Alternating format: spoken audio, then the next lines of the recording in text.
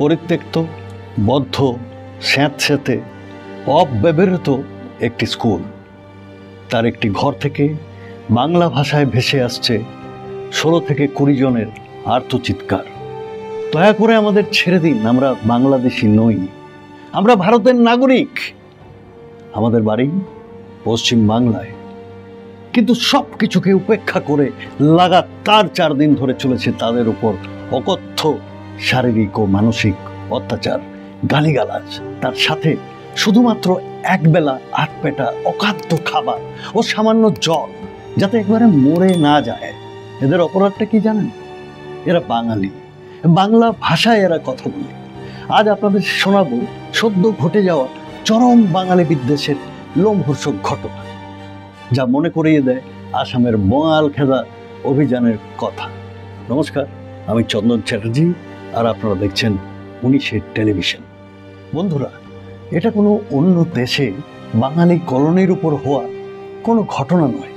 এটা আমাদের দেশে প্রতিবেশী রাজ্যের ঘটনা।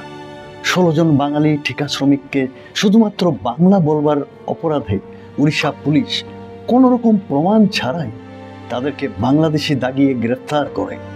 প্রথমে রাখে একটি স্কুল ঘরে, তারপর থানার লকআপে। এরা 16 জনই বাংলার মানে পশ্চিমবঙ্গের কেতু গ্রামের বাসিন্দা। দীর্ঘ বছর ধরে এরা পরিযায়ী শ্রমিকের হিসেবে কাজ করে উড়িষ্যাতেই। উড়িষ্যায় বিজেপি সরকার আসার পর বাঙালি অসংগঠিত শ্রমিক কিংবা কর্মীরা চরম বিদ্বেষের শিকার হতে শুরু করে। এই বাঙালি শ্রমিকরা এই ঘটনায় নিজেরাও আশ্চর্য, বিস্মিত।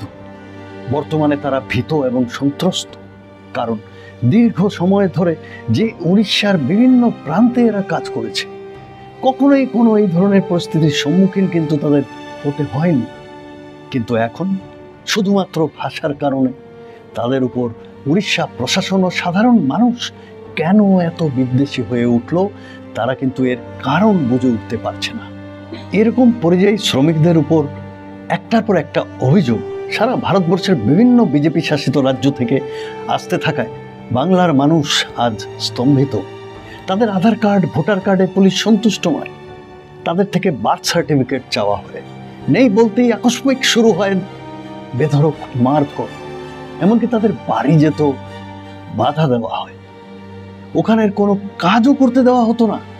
থানায় ডেকে ঘন্টার পর ঘন্টা অকারণ বসিয়ে রাখত এই উড়িষ্যার পুলিশ। না দিত কোনো খাবার, না দিত কোনো জল, কারণ তারা বাঙালি। এটাই তাদের চরম অপরাধ। বাংলার কেতুগ্রামে তাদের পরিবারের কাছে এই খবর পৌঁছতেই তারা ভয়ে গ্রামের পঞ্চায়েত প্রধান ও এলাকার বিধায়কের কাছে গিয়ে তাদের এই দুরবস্থার কথা জানায়। এলাকার বিধায়ক তাদের হাতে কিছু খাবার আর কিছু পোশাক তুলে দেয়। এরপর সরকারি আধিকারিকদের সঙ্গে যোগাযোগ করে সেই শ্রমিকদের রাজ্যে ফেরানোর ব্যবস্থা করে। এর পেছনে অনেক তোড়জোড় করতে হয়েছে, ফোন করেই চলে আসেনি। আজ তারা বাড়ি ফিরেছে, কিন্তু বাড়ির লোকজনের কপালে ভাঁজ। তাদের বক্তব্য, কাজ না করলে আমরা খাবো কি?